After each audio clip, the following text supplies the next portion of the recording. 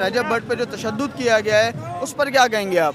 रजब भट्ट पे सर किसी किस्म का कोई तशद्दुद नहीं हुआ। रजब भट्ट ने ये प्रोपोगंडा किया है अपने ऊपर सारा। उससे 2 दिन पहले उसने जो व्लॉग बनाया, उस व्लॉग में आप देखें कि उसने उर्दू ज़बान की किस तरह मजाक उड़ाया है, उर्दू ज़बान के ऊपर ठठोल की है, वकला कम्युनिटी के ऊपर ठठोला है और वकला को प्रोवोक किया है। ये सिर्फ़ और सिर्फ सारा तमाशा इन्होंने इसलिए क्रिएट किया क्योंकि इनको अपने केसेस कराची से इस्लामाबाद या लाहौर ट्रांसफ़र कराने। ये अब इस चीज़ को ही सवाबदीद बनाकर, ग्राउंड बनाकर ये अपने केसेस ट्रांसफ़र कराएंगे उधर अपने, जहाँ इनके मसले हल हो सकते हैं। और दूसरा एक ये पूरा प्रोपोगंडा किया जा रहा है वकला का चेहरा मस्क करने के लिए। वो क्यों? क्योंकि वकला वो वाहिद कम्युनिटी बच गई है इस मुल्क में जो तमाम सिंध के इशूज़ हों, कौमी इशूज़ हों, आइनी इशूज़ हों, उस पर बात कर रही है। बाकी सबको तो लिटा दिया है, पॉलिटिकल पार्टी को लिटा दिया आपने, आम लोगों को लिटा दिया है। उनकी बेचारों की इतनी वसूकत आपने नहीं छोड़ी कि वो आपके खिलाफ एहतजाज भी कर सकें।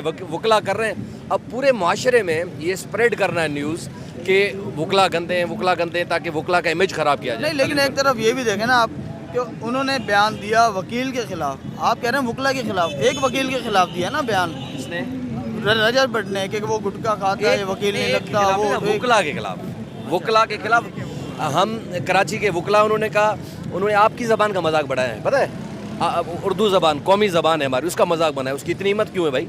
उसको कौन इतनी शय दे रहा है? नहीं, वो हम नहीं कह रहे कि ये अमल मुनासिब नहीं है, ये अमल भी मुनासिब नहीं है, लेकिन यहाँ जब वो आए और यहाँ पर तशद्दुद हुआ, इधर स्ट्राइक थी। आपको पता है कल हमारे एक वकील साहब जिनका घर पुलिस ने मसमार किया, उसकी सिंपैथी में स्ट्राइक थी। मुझे बड़ा अफसोस हुआ कि मियां इशफाक साहब उस वकील की सिंपैथी में उसके साथ नहीं खड़े हुए। उन्होंने कोशिश की कि मुझे केस करना ही करना है क्योंकि शायद उनको फ़ीस की ज़्यादा ज़रूरत थी। उनको वकला ने कहा आप जाएं, वो अंदर अकेले नहीं गए। रजब भट्ट के साथ 6 से 7 प्राइवेट लोग कौन थे जिन्होंने बदज़बानी अंदर की वकला के साथ। सिर्फ हीट टॉक्स हुई हैं। और जब ये FIR कटाने गए, मेडिकल रिकॉर्ड ही इन्होंने मेडिकल सर्टिफिकेट ही नहीं मंगाया, सेक्शन मेडिकल वाले पहले लगा दिए। तो ये सारा मैनेज FIR है। FIR कौन करवा रहा है हमें पता है।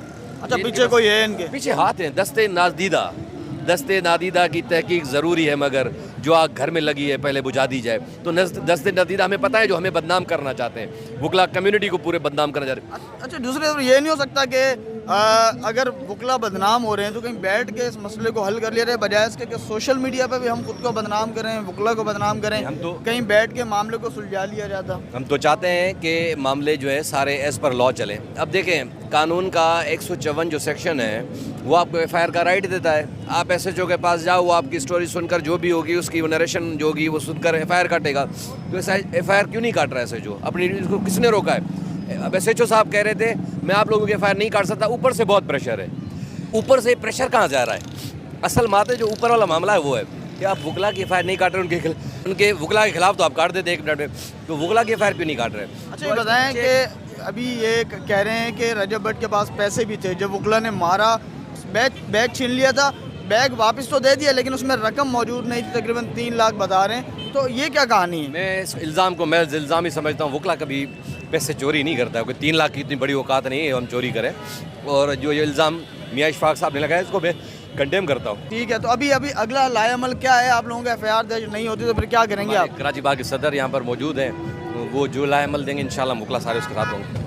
ठीक है, तो ये कहीं आप मतलब नहीं सोच रहा कोई कि रजब भट्ट हो या उनके वकील हों, वो आपकी वकला बिरादरी के इससे भी ताल्लुक़ है उनका, और वो यहाँ मेहमान भी थे आपके? हमारे भाई है, जब पहले आए थे उनको हमने अजरकें पहनाई थी, पर हम किसी को ये इजाज़त नहीं देंगे कि आप वकला की तजलील करें, उर्दू ज़बान की तजलील करें। इन चीज़ों पर हम कभी किसी को इजाज़त नहीं देंगे।